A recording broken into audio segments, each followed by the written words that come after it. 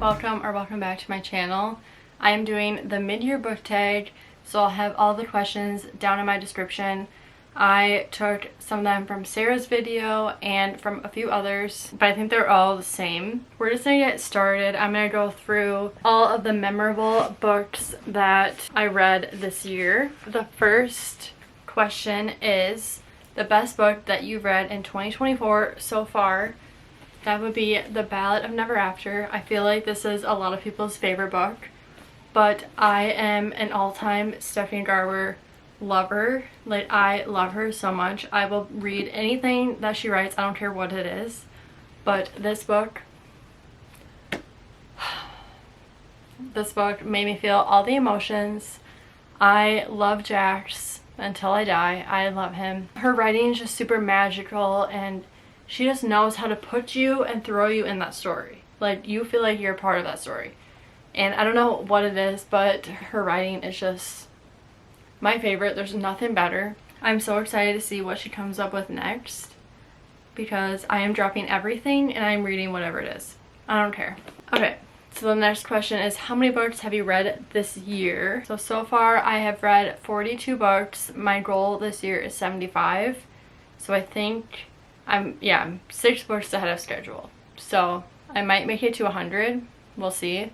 That'd be kind of cool. We're technically halfway out of the year, so I'd have to read 58 more books.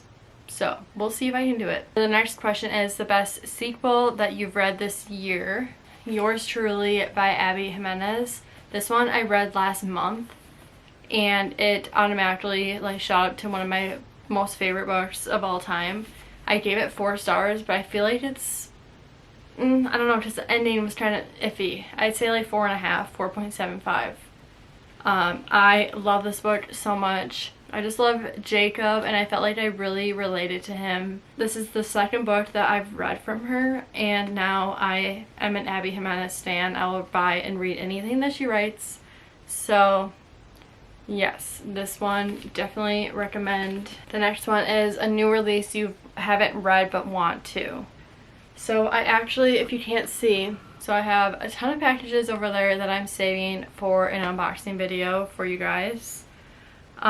So I don't have the physical copies with me, but number one, Not in Love by Abby Jimenez, or number one, Not in Love by Allie Hazelwood. I will read anything that Allie writes too. She's another one of my all-time favorite authors. And then the next one is A Novel Love Story by Ashley Poston. I love her too. I've read both of her books, The 7-Year Slip and The Dead Romantics, and both of them are absolute perfection. So I'm expecting nothing less from that one. Yeah, so I'm gonna say those two are my main new release I haven't read but I really want to. Most anticipated release for the second half of the year. One that I am very excited for is Wild Eyes by Elsie Silver. That comes out September 3rd. That is the second book in her Rose Hill new series. I read Wild Love a couple months ago, I think it was, or maybe it was last month. I don't even remember. And I gave it 5 stars. Loved it. Oh, a random one. Apprentice to the Villain. I read Assistant to the Villain. Yeah. I read Assistant to the Villain last year when it came out, and I actually surprisingly really liked it. So Apprentice to the Villain comes out in August, and I already have it pre-ordered. I'm actually really excited because it left on a cliffhanger, and I was just, there's obviously way more, like The Striker by Anna Huang.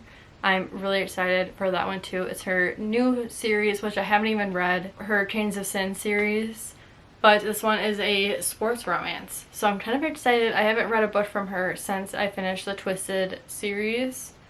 So I want to get to that one, but there's obviously a ton more that I'm excited for, and you guys will all see them get unboxed. My biggest surprise, The Dead Romantics. This one, I remember before I read it, I'm like, how is she gonna start a romance with a ghost? And I was very skeptical about how it was gonna work because it's such a far-fetched idea, but her writing is just perfect. And I remember just crying reading this. Really, both of her books, they just really make you feel a lot. So definitely surprised. This one I think I gave it 4 stars, but honestly, thinking back, it'd probably be closer to a 5. Favorite author, debut, or new to me? Abby Jimenez. I read Part of Your World and then Yours Truly. And then I'm going to be getting to Just for the Summer soon. And then I also want to read her Friend Zone series. I don't know what it's called, what the name is actually for the series. But her books also are just amazing. She's a new auto-buy author for me for sure. Newest fictional crush. So technically I have not finished this one yet, but I'm over halfway, so I'm going to count it. But Ryan Shea.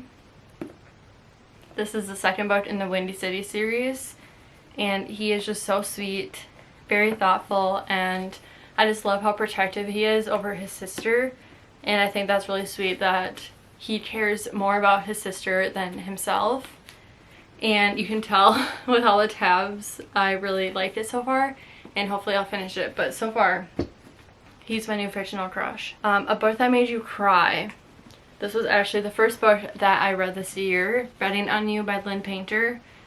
This one, I don't know why, I just really connected to the story, even though it's YA and I'm not a young adult, but I really connected with it and it made me really emotional for some reason.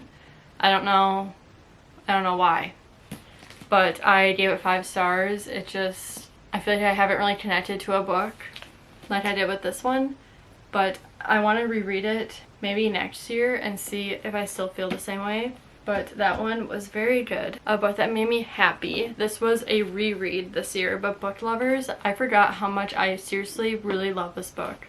This has to be like my favorite Emily Henry book of all time. I just love Charlie so much, and it made me so happy rereading this because I read this right when I started reading. It was like 2020, 2021, 2022, one of the two. I don't even know. It was early 2022, I think. But I feel like back then I just kind of was reading it and I wasn't really like connecting with the story.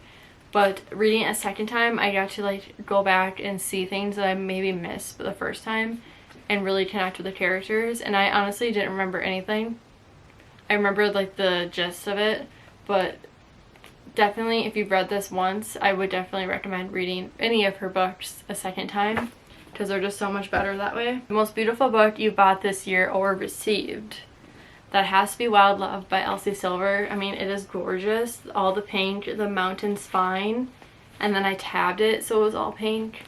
And this is just stunning. I love pink covers.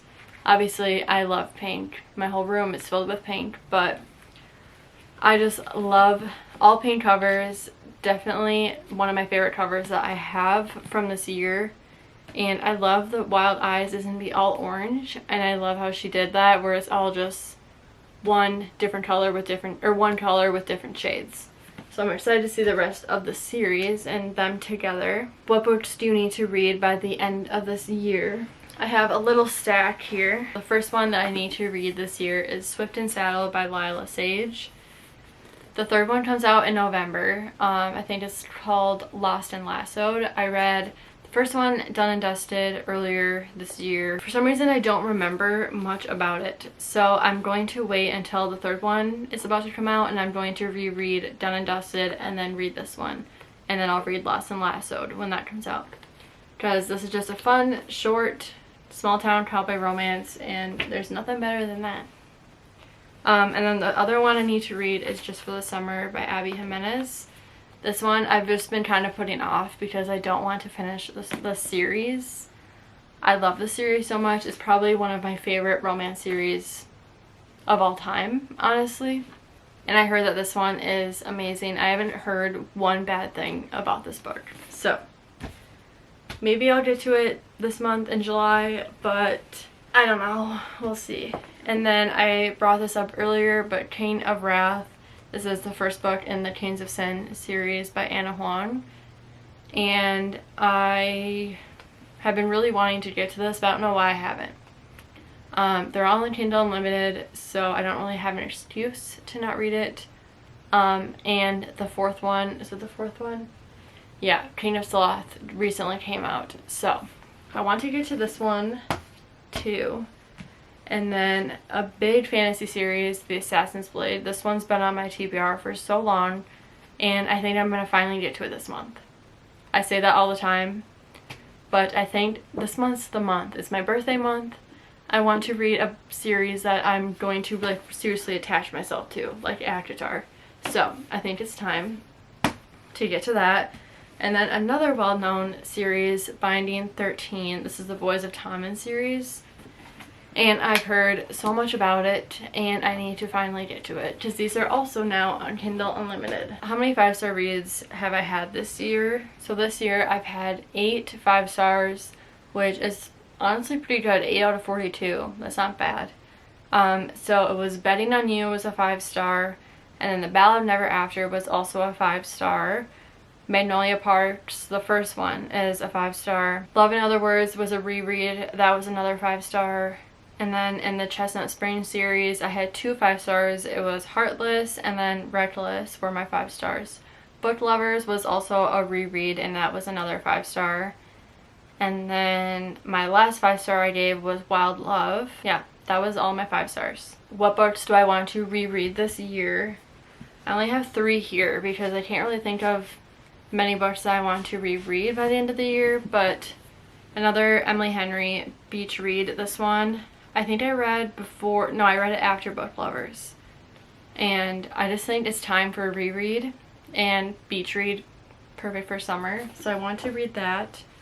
And then one of my other favorite authors, Sarah Adams, I want to read her first 2 books in the When in Rome series, because the third one, Beg, Borrow, and Steal, comes out in February, and I cannot wait for that one. When I saw the cover, I literally freaked out. So I want to reread these because I love these books so much, and it's been way too long. A book you enjoyed with mixed reviews. That has to be Magnolia Parks. This one, a lot of people either hate it or really love it, and I really loved it. And I'm actually on the 3rd book in that series, Magnolia Parks, The Long Way Home. And I want to get to that probably next month, but I'm going to be sad finishing the series. But I still have 3 books left, so I'll be fine for now. But yeah, this one I really enjoyed it, and some people did not. 5-star predictions for the rest of the year. This will 100% be a 5-star, I feel like. And then I don't want to grab all of them, but I think majority of Throne of Glass will probably be 5 stars for me, especially if I feel similar to how I felt with ACOTAR. A Novel Love Story by Ashley Poston, I think that could possibly be a 5-star. Wild Eyes by Elsie Silver will probably be a 5-star for me. There's probably more that I'm forgetting. I don't give 5 stars out super often, so I think I'm just gonna go with those ones. But that is my mid-year book tag. I hope you guys enjoyed the video. Please give it a thumbs up if you did. Subscribe if you're not already. And I'll see you guys in the next one. Bye.